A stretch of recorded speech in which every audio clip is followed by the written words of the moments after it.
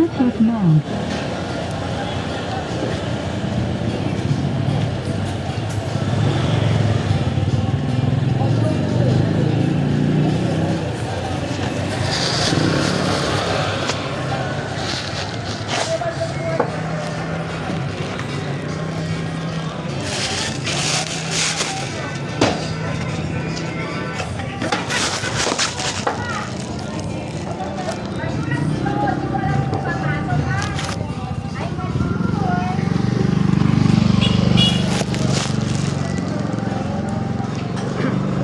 Praise Jesus, praise Jesus.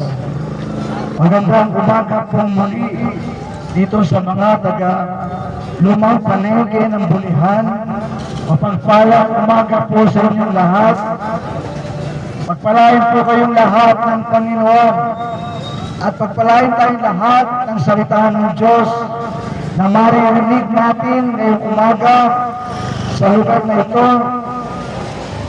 Mapagpala po kayo kasi ako po'y binalik muli sa inyo ng Panginoon upang mapakinggan nyo ang kanyang salita na sa atin ay nagbibigay ng pagpapala, nagbibigay ng comfort, lalo na po sa ating mga kapanahunan. Ako po'y mananalangin na Panginoon, salamat po.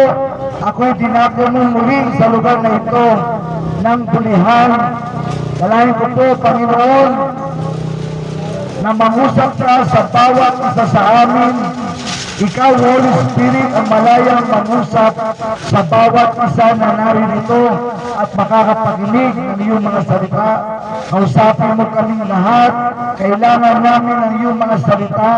Kailangan namin ng comfort mo, Panginoon, dahil sa kabi-kabilang mga nangyayari hindi maganda sa aming paligid, sa aming bansa. Panginoon, mangusap ka sa bawat isa sa amin. At anumang espiritu na hindi mula sa iyo, pinapalis ko sa lugar na ito, tinatapon ko pabalik sa hell. In Jesus' name, kinakalagan ko ang espiritu ng salvation at anointing at pagpapala ang bawat isa sa amin sa lugar na ito. I command the mighty angels of God, alibutan ako sa lugar na ito. At binabalaan ko si man manggugulo sa gawain ito ng Panginoon. Ito po'y gawain ng Panginoon, hindi gawain ng tao. In Jesus' name, Amen, Amen.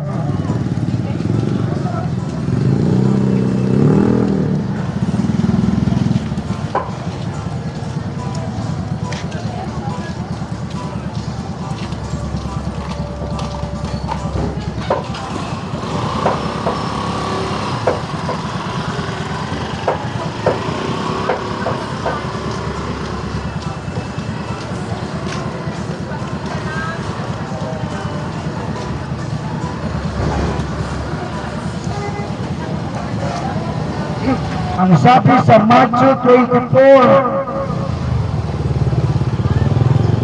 verse 7, ang sabi po nito, for nation shall rise against nation, and kingdom against kingdom, and there shall be famines and pestilences and earthquakes in diverse places. So dito po sinasabi ng salita ng Diyos sa mga huling araw bago bumalik ang Panginoong Yesus, magkakaroon ng digmaan ng mga bansa laban sa kapwa bansa at kaharian laban sa mga kaharian at paggutom o gutom at mga peste at mga lindol sa iba't ibang panig ng daigdig. Mga kapatid, ang sinasabi ng salita ng Diyos na binabanggit sa Mateo 24 ay nangyayari na po sa ating kapanahunan at nararamdaman natin, nakikita natin. Subalit, anong ginagawa natin? Ikaw ba ay nag-iisip at naghahanda? Sapagkat yung binabanggit ng Panginoong Yesus na palatandaan bago siya bumalik ay nahayag na po sa ating kalagitnaan. So kung ikaw ay hindi maghahanda, kapatid, nasa sa iyo yun. Meron kang pagpili. Subalit, huwag kang iiyak. Kapag ikaw ay naiwan sa rapture at maranasan mo ang 7 taon ng kalupitan ng Antikristo dito sa ibabaw ng lupa. Mga tagapilihan, pinapaalala sa inyo ng Panginoon ang mga palatandaan na bago siya bumalik ay pinapakita na sa ating lahat. Kaya nga po yung nangyaring earthquake sa Mindanao, sa Sarangani, ay isang palatandaan sa ating mga Pilipino na maghanda tayo sa pagbabalik ng Panginoong Yesus. Anong paghahanda? Una, paghahandang espiritual. Dapat kang magsisi sa iyong mga kasalanan. Lahat ng mga kasalanan mo, banggitin mo na sa Panginoon. Ihingi mo na ng tawad sa Panginoon. At pagkatapos, sumampalataya ka sa Panginoong Yesus. Tanggapin mo siya bilang Panginoon at tanging mo tagapagligtas. Nang sa ganon, kapatid, anuman mangyari, dumaan man ang mga lindol sa lugar na ito, huwag na huwag mangyari, ay ikaw ay magiging safe. Mga kapatid, sa piling ng Panginoon, nandoon ang kaligtasan.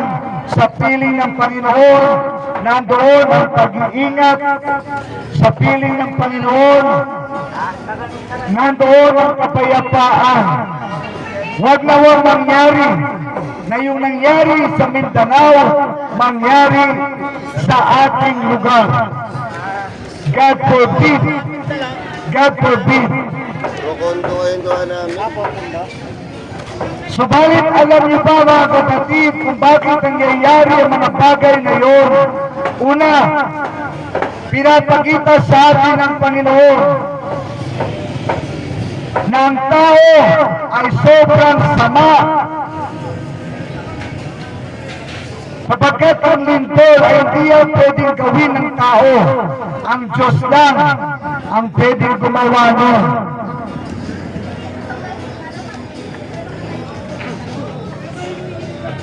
At ang mga lindol, yan po ay kaparusahan ng Diyos.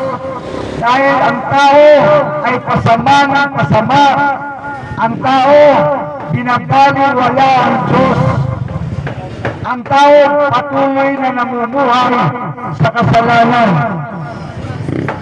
Ang sabi ng aking kausap, kaya daw nangyari yun sa Mindanao, sapagkat ang mga taga Mindanao, lalo na sa mga taga-probinsya, ang mga tao mapagsampa sa mga Diyos-Diyosan. Hindi na po ako magtataka sapagkat ang Pilipinas naman talaga ay mapagsampa sa mga Diyos-Diyosan. Mga kapatid, yung Diyos mo ay bato at kahoy. Bakit po Diyosin ang tao ang kahoy at ang bato? Hindi ka ba nag-iisip sapagkat walang kapangyarihan ng kahoy at bato para sampahin mo sapagkat ang Diyos ay Espiritu. At ang Diyos hindi pwedeng gawin ng tao. Yung sinasamba natin, mga Diyos-Diyosan, gawa yan ng tao. Eh di yung gumawa dyan, yun ang Diyos na. Eh di mas mataas pa sa Diyos mo. Tayo, hindi po ba tayo nag-iisip, mga kapatid? Tayo mga Pilipino matatalino, lahi tayo ng maharlika. Ang mga dugo natin, dugo ng mga bayani. Kaya nga si Dr. Jose Rizal, napakatalino, nabasa niya ang Bible, at si Dr. Jose Rizal hindi sumamba sa Diyos-Diyosan. At hindi siya nakontrol ng mga pride nung kanyang kapanahunan sapagkat nagbabasa siya ng salita ng Diyos. Ganon katalino si Dr. Jose Rizal. Ganon ang lahi natin, mga kapwa ko Pilipino. Huwag tayo magpapauto sa sinuman. Huwag tayo makikinig sa sinuman. Kapag mali ang aral, huwag mo pakikinggan. Sapagkat ikaw ang magsasuffer kapag nakinig ka. Kagaya niya, lumindo sa Mindanao. Anong gagawin natin? Lagi na lang ba tayong makakaranas ng lindol? Lagi na lang ba tayong hindi makikinig sa salita ng Diyos?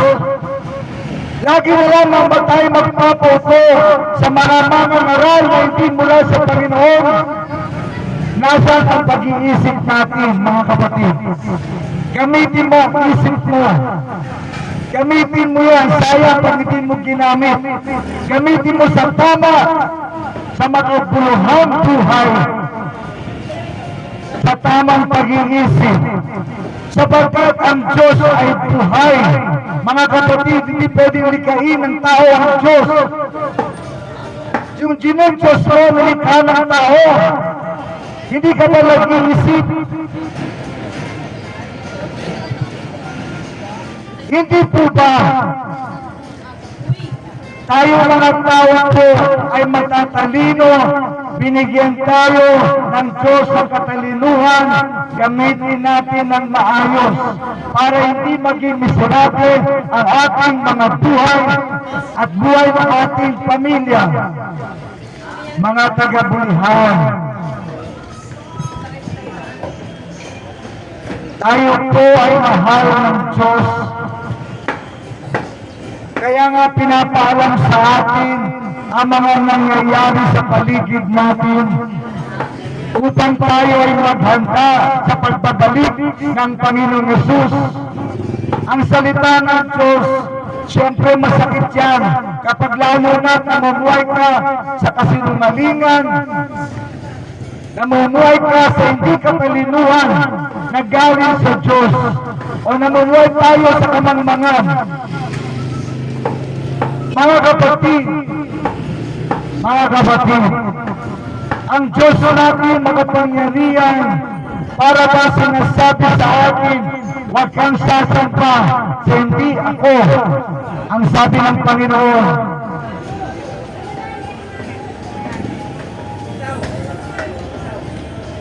Hindi po ba tayo nagtataka ang Pilipinas? Maraming kurap, maraming masasama, maraming mapagsamba sa Diyos-Diyosan. Kaya Pilipinas hindi makabangon-bangon. Kasi titigas sa ulo natin. Hindi natin sinusunod ang salita ng Diyos. Pagtapos, pag may nangyari sa atin, saka lang tayo makikinig. Kagaya ng mga nakikita natin doon sa Mindanao, nagpe-pray sila, Panginoon, patawad, patawad. Kung kailan huli na, doon hihingi ng tawad. Kung kailan nasa tingin na ng kamatayan, doon na hihingi ng tawad. Samantalang kung malakas ka, hindi mo pinapansin ang Diyos. Pinapaliwala mo siya na para kang hawak mo ang buhay mo. Ang buhay natin ay hawak ng Diyos. Walang makapagmamalaki sa atin at malalaman niya kung hanggang kailan siya.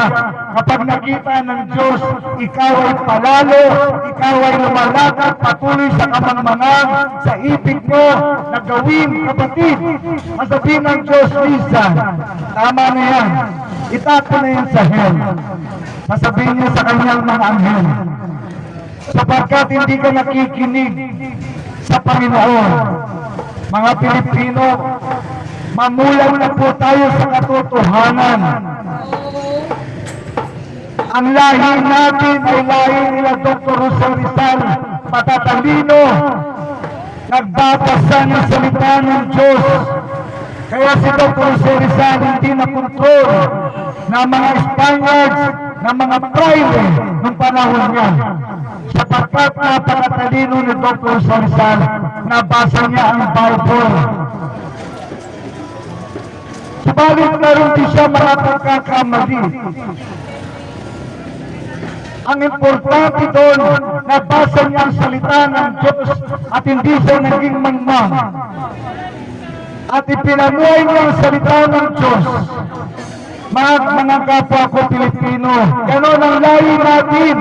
Huwag natin mariliit ang lahi ngayong manggi. Huwag natin mamaliitin ang lahi ng Pilipino. Tayo po ay mahardika. Mataas ang antas ng mga Pilipino. Huwag natin pababain ang ating antas. Kaya ang bansa, isa pinagtatawanan tayo. At minsan sinasabi natin taong Christian nation in Asia. Pero bakit gano'n napakahirap natin? Sapagkat hindi tayo sumusunod sa salita ng Diyos. Sapagkat tayo ay minanoobra ng mga Espanyol, ng mga sumakop sa atin, ng mga Americans, ng mga Japanese, ng mga Chinese. Kapatid, mataas ang puri natin mga Pilipino. Ang ating mga bayani, matataas ang antas nila. Ganon dapat tayo mga kapatid. Hindi tayo dapat makikinig sa mga kung sino-sino lang.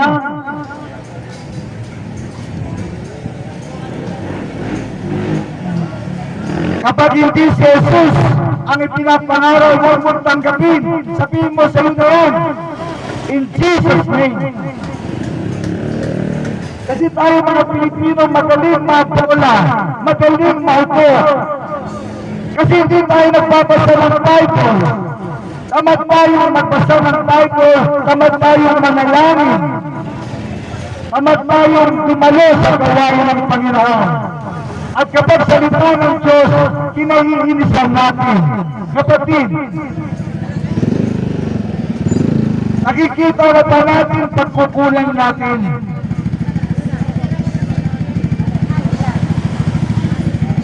Mga Pilipino, mga nagabulihan, mahal kayo ng Panginoon, lumakad po kayo, lumakad tayo sa katalinuhan binigay ng Panginoon, nang tayo ay sumagana sa buhay, nang hindi natin maranasan yung mga nararanasan ng iba.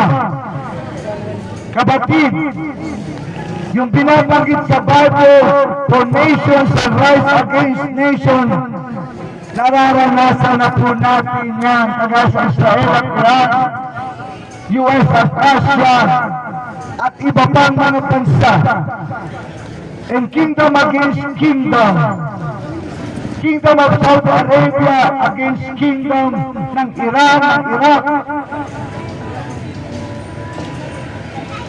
And there shall be famines, malawakang paggutom. Sa taas ng mga piliin ngayon, ang famines ay kasunod nun. Kapatid, gumising tayo sa ating matagal na pagkakatulog sa kasinungalingan. Gumising tayo at kumanon at sumunod sa Panginoon. Nang sa gayon, pagpalain tayo ng Panginoon.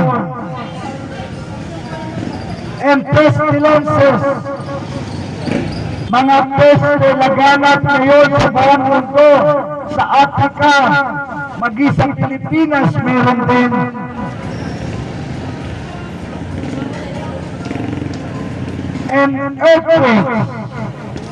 And earthquakes, o mga lindol. Mga kapatid, kailan ka magigising? Pag ikaw natabunan na ng mga gumuhong building, kailan ka magigising kapag umaalog na yung lugar mo at sasabihin mo, Panginoon, patawad. Bakit ganun tayo? Paano kung huli na ang lahat, hindi ka na nakahingi ng tawad sa Panginoon, nabagsakan ka na ng mga gumuhong gusali? Hindi po ba? Bakit gano'n tayo? Kung kailan sa huli, doon tayo magsisisi. Samantalang, habang sabi na salita ng Diyos, habang napapakinggan mo ang kanyang salita, magpakumbaba ka, humingi ka ng tawad, tanggap ka mo siya bilang Panginoon tagapagligtas mo. Yung nagsabi sa akin, kaya siguro naranasan ng mga taga-Mindanao yun, sapagkat karamihan sa kanila hindi naabot ng mabuting balita. Kung meron man nagsishare sa kanila ng mabuting balita, maripang sinishare. Compromising pa ang gospel na sinishare sa kanila. Kaya naman, ang karamihan sa kanila, kung ano lang ay tinututo ng mga nakagisnaw nilang religious orders sa kanilang mga lugar, nila ang sinusunod nila. At minsan, karamihan sa mga yon, pinasasamba sila sa mga Diyos-Diyosan. Kawawa naman yung mga kapatid natin sa Mindanao. Ipag-pray natin sila. Tulungan natin sila. Subalit tayo din mga kapatid, habang tayo pinapakita sa atin ng Panginoon yung nangyayari sa Mindanao, pinapakita sa atin ng Panginoon, huwag niyo pangyarihin yan sa inyong lugar, magsisi kayo sa inyong mga kasalanan, tanggapin si Jesus bilang Panginoon tagapagligtas. Yun ang pinararating sa atin ng Panginoon upang hindi tayo matulad. Otherwise, pare-parehas na lang tayo. Di po ba?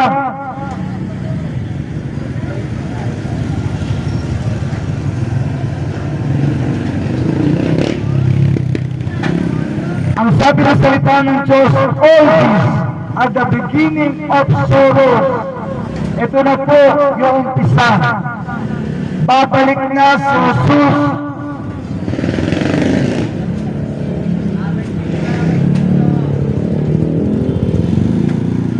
Kukunin na ng Panginoong Jesus ang mga mayroong sumampalataya sa Kanya, nagsisi sa kanilang mga kasalanan, tinanggap si Jesus bilang Panginoon tagapagligtas. Yun ang babalikan ni Jesus. Kapatid, ayaw mo bang makasama sa pagbabalik ng Panginoong Jesus? Kukunin niya ang mga sumasampalataya sa Kanya. Pagkatapos nun, ang sabi, all this at the beginning of sorrows. Sa lupa, wala pong kagalakan, kundi umpisa ng kalungkutan, umpisa ng kapigatian. Pagkatapos makuha ni Jesus ang kanyang mga mananampalataya sa lupa, maghahari si Satanas sa lupa, maghahari ang Kristo sa lupa, maghahari ang bula at propeta sa lupa. At walang nakakapili kung walang tatak sa noo o sa palad ng 666. Akala ng iba yan po ay katang-isip ng tipo. Totoo po yan, nasa Bible po yan. At yan po ay nangyayari na sa ibang bansa.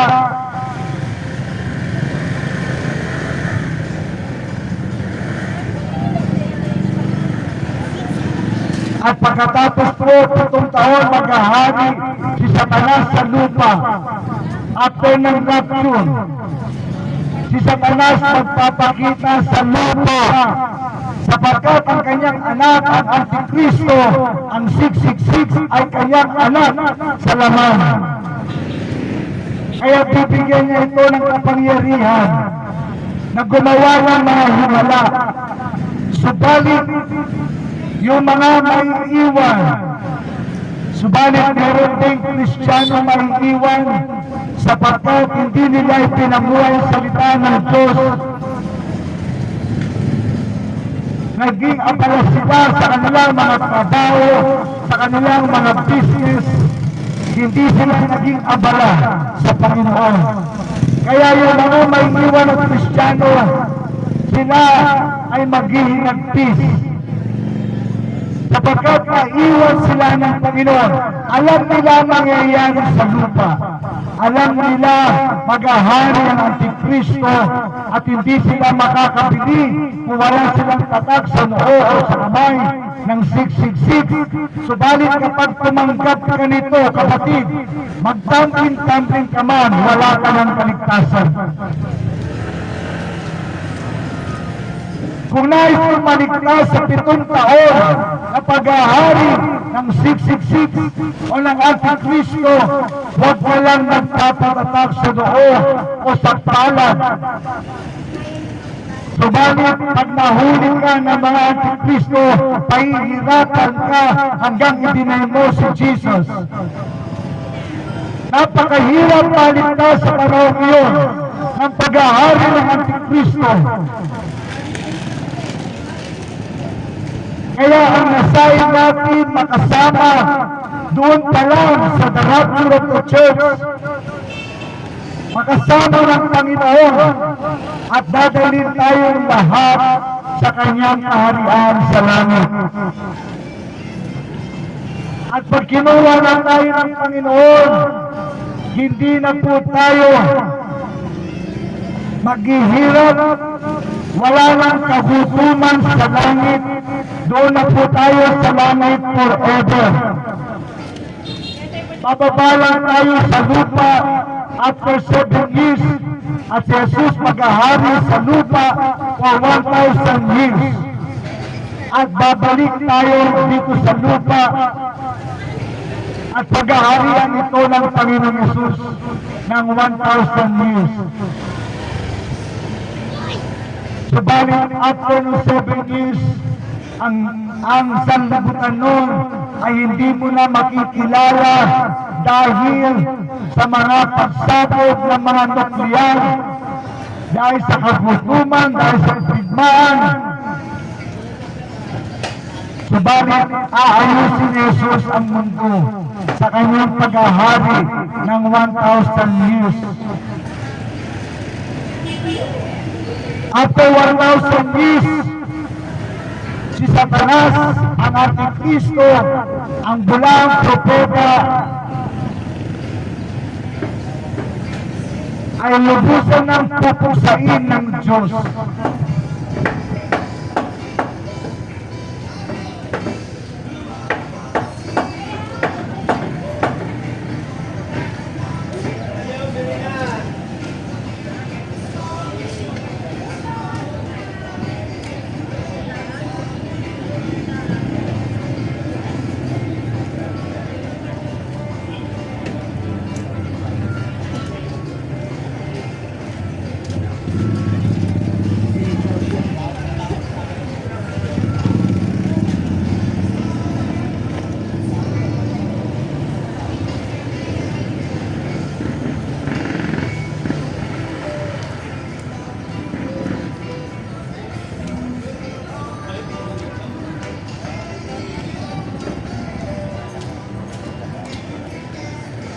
Ba't kamay mo?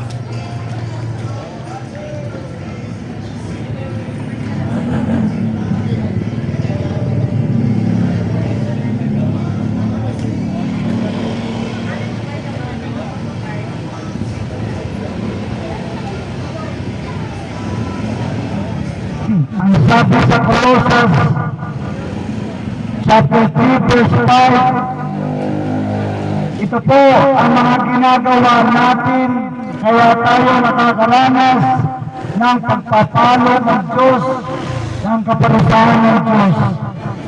Kaya sabi ng salita ng Diyos, multiply therefore your members which are upon the earth. Ibig sabihin, disiplinahin daw natin ang ating mga sarili. Sabi rito, saan? Sa fornication. Fornication po ay ang kalaswaan ginagawa ng lalaki sa lalaki, babae sa babae, may asawa sa hindi niya asawa, o boyfriend at girlfriend pero hindi pa kasal. Ito po ay fornication. Ito po ay hindi nakalulugod sa Diyos. Tigilan na po natin ito, kapatid. Kaya tayo sa mundo, hindi maiwasan ng Ama na tayo ay yanigin ng mga lindol para yanigin din ang ating mga utak. Kasi ating mga utak, mali ang mindset. Gumagawa tayo ng fornication.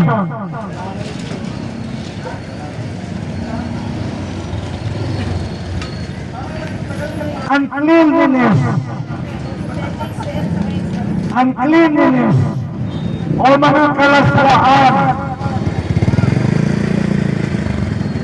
Yung relasyon ng babae sa babae, lalaki sa lalaki, uncleanliness po yan. Inordinate affection.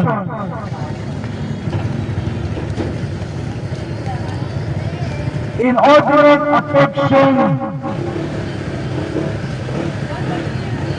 Ibig sabihin, bawal. Bawal na pag-ibig ginagawa mo. Bawal sa'yo, sinusunod mo pa rin.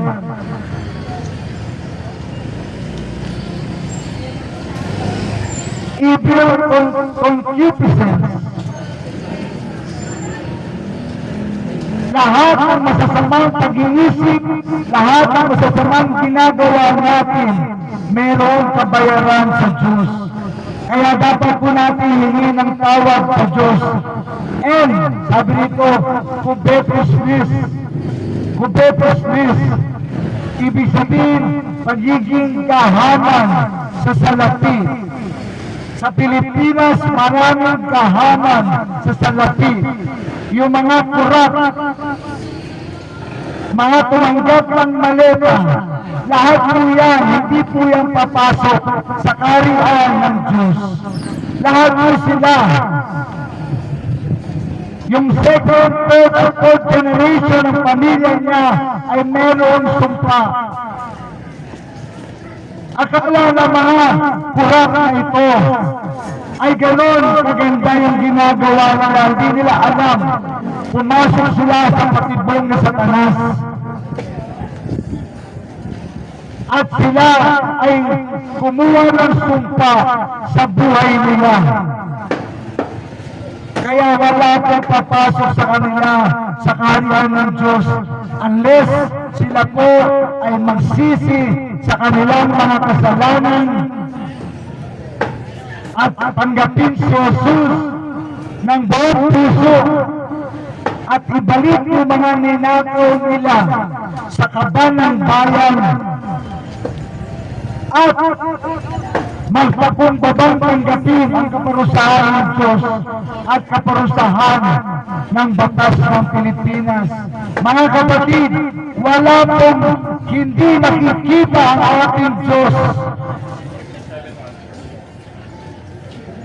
Lahat po ay hayag sa ating Diyos. Ultimo yung ginagawa natin ng lihim ay alam ng Diyos. Lahat po ng ginagawa ng tao ay alam ng Diyos. Kaya walang nakakaligtas sa kaparusahan ng Diyos, sa hustisya ng Diyos, sa katwiran ng Diyos. Kaya huwag natin protektahan yung mga kurap. Kaawaan natin sila sapagkat ang buhay nila ay meron ng sumpa habang sila ay nabubuhay dito sa lupa. Lalo na pag pumangal na sila sa mundo nito. Kaya tingnan mo sila, yung mga corrupt officials, wala na silang kapayapaan. Maging yung kanilang mga anak at asawa, wala na ang kapayapaan.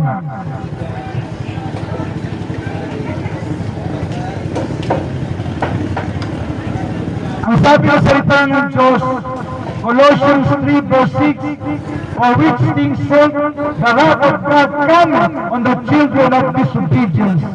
Ang galit ng Diyos ay sumasa kanila. Naghahamon sa salapi, covetousness, concupiscence, uncleanliness, inordinate affection, and fornication.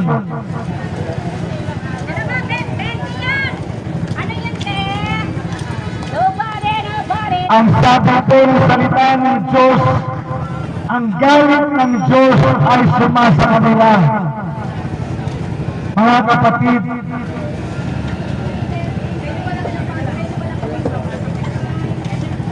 kung tayo'y patuloy na gagawa ng kasamaan at hindi tayo magsisisi sa ating mga kasalanan, kapatid, wag nawa ang galit ng Diyos ay sumaatin.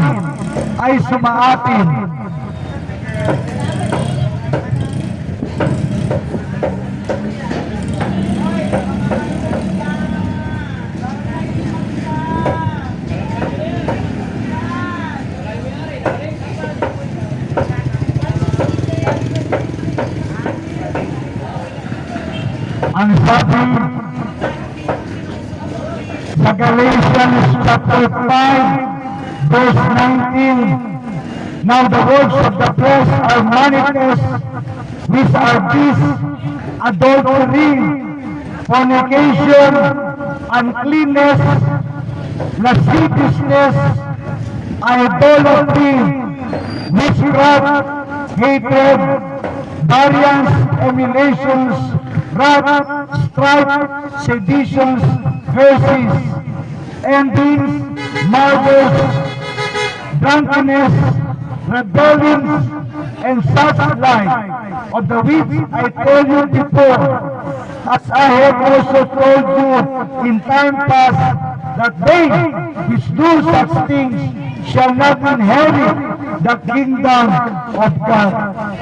Mga kapatid, lahat po tayo, nung wala pa tayo kay Kristo, lahat tayo ay makasalanan. Kaya nga po, ang nais ng Panginoon, papasukin natin siya upang tayo po maging matuwid at makaiwas sa kasalanan, sa kasamaan ng mundo ito. Nung tayo wala pa kay Kristo, lahat po tayo, ako at kayo, tayo po lahat ay masasama sapagkat alipin tayo ng kasalanan nung wala pa si Kristo. Subalit, nung time na si Jesus pinapasok natin sa buhay natin o papasukin natin sa buhay natin, that's the time na lilinisin tayo ng Panginoon sa anumang kalikuan. At ito magiging bunga kapag si Jesus ay sumasa atin na. But the fruit of the Spirit is love, joy, peace, long-suffering, gentleness, goodness, faith, meekness, temperance. Against us there is no law. Yung una kong pinanggit, kapatid, yung una kong pinanggit, kapag meron kang natundok na ginagawa mo isa doon, ibig sabihin lamang si Jesus ay wala pa sa buhay mo. Ulitin ko, ang sabi ng salita ng Diyos, now the works of the flesh are manifest. Ito po ang ginagawa natin nung tayo po wala pang kay Kristo. Ang sabi po rito, adultery, fornication, uncleanliness, lasciviousness, idolatry, witchcraft, hatred, variance, emulations, wrath, strife, seditions, heresies, envies, murders, drunkenness, rebellions, and such like, of the which I told you before, as I have also told you in time past, that they which do such things shall not inherit the kingdom of God. Mga kapatid, binasa ko lamang po ang salita ng Diyos, hindi po yan galing sa akin. Mga kapatid, lahat naman po tayo, lahat tayo na wala pa si Kristo, lahat tayo kabilang doon sa mga binanggit kong una. Kapatid, ang sabi ng salita ng Diyos, walang papasok sa kanila sa kaharian ng Diyos. Yun po ang totoo. Yun po ang totoo. Kaya po kung nagawa natin mga bagay na yun, ang tanging mo lang gagawin, pagsisiyan mo ang iyong mga kasalanan, tanggapin mo si Jesus bilang Panginoon tagapagligtas mo. At kapag ginawa mo yun, mag-uumpisa na sa iyo ang mga bagay na ito. Ito na po ang bunga ng pagtanggap natin kay Jesus. Love, joy, peace, long-suffering, gentleness, goodness, faith, meekness, temperance. Against us there is no law. Mga kapatid, nung wala pa tayo kay Kristo, bawang kasalanan ang nagagawa natin. Totoo po yun. Ako po ay kagaya din po ninyo nung wala pa ako kay Kristo. Baka na mas masahil pa ako sa ginagawa kong kasamaan kesa sa inyo. Nung wala pa ako kay Kristo, hindi ko po kontrol ang aking sarili. Si Satanas ang naghahari sa akin ng panahon na wala pa ako kay Kristo. Kapatid, kung hanggang ngayon wala ka pang relasyon kay Jesus, hindi mo pa siya tinanggap bilang Panginoon tagapagligtas mo, kapatid, si Satanas ang may control sa iyo. Maawa ka sa kaluluwa mo, maawa ka sa kaluluwa mo pupunta sa hell. At forever ka dun sa hell, kapatid, hindi ka ba nag-iisip, forever ka sa hell, at hindi ka na makakaalis doon. Eternal po yun. Kaya nga po mga kapatid, ang nais ng Panginoon, hanggang tayo may pagkakataon, ang nais ng Panginoon ay lahat ay maligtas. Ang tanging gagawin ng tao, magpakumbaba sa Diyos, humingi ng tawad sa Diyos sa lahat ng kanyang mga kasalanan, at tanggapin si Jesus bilang Panginoon at tanging niyang tagapagligtas. Kapag ginawa natin yun, ang Panginoon ay patatawarin tayo, ang Panginoon ay nililisin tayo, ang Panginoon ay nililigtas tayo, at isusulat ng Panginoon ang ating mga pangalan sa aklat ng buhay. At yun po ang gate pass natin para makapasok sa langit. Si Jesus po ang gate pass natin sa langit.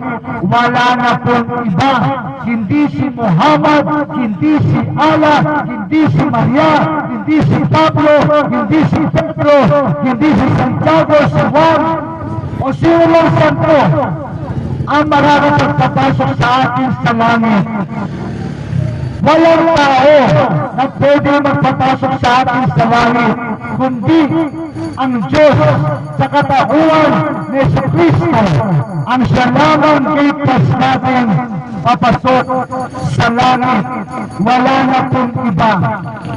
Jesus is the way, Jesus is the truth, Jesus is the life. At sinabi ni Jesus, no one cometh unto the Father but by me. Kapag ikaw naman ay naniwala pa sa iba kaysa kay Kristo, kapatid, lumalakad ka sa kahangalan. At ayaw ng Diyos, manatili tayo sa kahangalan. Ang nais ng Diyos, manatili tayo sa biyaya ng Panginoon. Ang nais ng Diyos, lahat tayo pagpalain. Subalit kung hindi natin papapasukin si Jesus, kapatid, paano makakagawa si Jesus sa buhay mo? At ayaw ni Satanas, makilala natin si Jesus. Ayaw ni Satanas, makalapit tayo kay Jesus at tanggapin natin si Jesus bilang Panginoon tagapagligtas.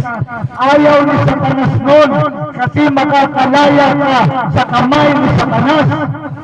Ang gusto ni Satanas, pahirapan ng tao dito sa lupa, pagkatapos sa hell, parurusahan niya pa doon, araw at gabi. Napakakawawa naman natin kung ganun tayo, kapatid. Kaya nga po, mga kapatid, ang salita ng Diyos ang sundin natin. Jesus says, I am the way, I am the truth, and I am the life. No one cometh unto the Father but by me. Ang sabi ng Panginoon Jesus. Kapatid, ang nagsabi niyan ang Panginoon Jesus, hindi ang tao. Ang Diyos ay hindi sinungaling kagaya natin mga tao. Tayo po ay sinungaling. Ang Diyos ay hindi sinungaling. Kaya po, pag-uwi mo sa bahay, kung hindi ka makakasabay sa panalangin, manalangin ka sa sarili mo, humingi ka ng tawad sa Panginoon, tanggapin mo siya, papasukin mo siya sa buhay mo mula ngayon. Nang sa gayon, dumating man ang mga lindol, dumating man ang mga malalakas na ulan, ang mga digmaan sa piling ni Jesus, ikaw ay ligtas. Kapatid, sa panahon natin ngayon, walang lugar na ligtas tayo. Walang lugar na ikaw ay ligtas, kundi sa piling lamang ni Jesus. Unais na maging ligtas, kapatid, patuloy mo si Jesus sa buhay mo. Unais mo, meron proteksyon ng Panginoon sa iyo, tanggapin mo si Jesus bilang Panginoon tagapagligtas mo. Walang lugar na safe sa panahon natin ngayon. Walang lugar na sabihin natin, ay doon ako sa lugar ngayon, safe ako sa mga lindol, safe ako sa mga tigmaan. Kapatid, huwag kang aral, sapagkat walang lugar na safe, kundi sa lugar ng Panginoon Jesus. Yun lang ang pinaka-safe natin lugar, sa piling ni Jesus. Kapag si Jesus tinanggap mo, ikaw ay safe. Saan ka man pumunta, saan ka man dumako, ikaw ay safe sa piling ni Kristo. Kapag tinanggap mo si Jesus, ang Panginoon magpapadala ng kanyang mga angels para ikaw ay protektahan. Kaya nga po tayong mga magulang, ipag-pray natin ang ating mga anak kapag ang mga magulang nasa piling ni Jesus, ang kanilang mga anak ay sasapiling din ni Jesus, poprotektahan sila ng Panginoon. Kaya nga po, kung ikaw ay matalinong magulang, sasabihin mo, kailangan ko pala si Jesus Papapasukin ko si Jesus sa buhay ko upang ang pamilya ko ay may proteksyon, ang asawa ko may proteksyon, ang aking mga anak may proteksyon, ang mga mahal ko sa buhay may proteksyon sa piling ni Jesus. Kapatid, walang safe ngayon. Sa panahon natin ngayon, walang safe na lugar, kundi sa piling lamang ni Jesus. Sa piling lamang ni Jesus. Ako po ay mananalangin na kung hindi kayo makakasunod, mamaya pag-uwi niyo sa bahay, mag-pray kayo, humingi lang kayo ng tawad sa Panginoon sa lahat ng inyong mga kasalanan. Papasukin niyo si Jesus bilang Panginoon tagapagligtas ninyo. Ako po ay magpe-pray na. Panginoong Jesus, sumunod po ang iyong gustong maligtas at mag-isip oras-oras. Sabihin po ninyo, Panginoong Jesus, patawarin mo po ako na isang makasalanan at ubod ng sama na tao. Patawarin mo po ako sa lahat ng mga kasalanan ko na nagawa na hindi ko pa nahingi ng tawad sa iyo. Patawarin mo po ako, Panginoon. Linisin mo po ako sa anumang kalikuan sa buhay ko. Salamat, Panginoon, ako'y pinatawad mo, ako'y niligtas mo. At tinatanggap kita, Panginoong Jesus, bilang Panginoon at tanging kong tagapagligtas. Magmula sa araw na ito, wala na akong iba, kundi ikaw lamang. Salamat, Panginoong Jesus. Ako ay pinatawad mo, ako ay nilinis mo, ako ay niligtas mo, at ang aking pangalan ay sinulat mo sa aklat ng buhay. Ikaw na po bahala sa akin, Panginoon, sa mga susunod kong gagawin. In Jesus' name, Amen. Ako po'y mananalangin na, Panginoon, sa mga naligtas, Panginoon, dalangin ko, maingatan nila ang kanilang kaligtasan, suportahan mo sila, tulungan mo sila, alalayan mo sila sa mga susunod nilang gagawin. Sa mga hindi pa tumanggap sa iyo, Panginoon, patuloy mo silang kahabagan. Nawa, Panginoon, hindi dumating ang kamatayan na pinalagpas kanila. Pag-uwi mo na sa bahay, tulungan mo silang mag-pray. Tulungan mo silang mag-ugol ng panalangin, magsisi sa kanilang mga kasalanan, at tanggapin si Jesus bilang Panginoon at tanging nilang tagapagligtas. Panginoon, Panginoon, sa lahat ng mga taga rito, mga nagtitinda, mga namimili, mga nagdaraan, iligtas mo po silang lahat, pagpalayo po silang lahat. In Jesus' name. At dalangin po namin yung mga kapatid namin sa Mindanao, Panginoon, sila ng mga affected, dalangin ko, aliwin mo sila, magpadala ka ng mga tulong sa kanila. At dalangin ko, Panginoon, ang mga taga Mindanao, Panginoon, ay mahatid sa pagsisisi sa kanilang mga kasalanan at tanggapin nila si Jesus sa kanilang mga buhay upang maging ligtas silang lahat. At kami rin sa lugar na ito ng Luzon at maging sa Visayas. Panginoon, ang Pilipinas, linisin mo sa korupsyon. Ang Pilipinas, linisin mo sa mga scammers. Ang Pilipinas, linisin mo sa masasamang mga tao. Sa pangalan ni Jesus. Sa pangalan ni Jesus. Amen. Amen. God bless you all and shalom.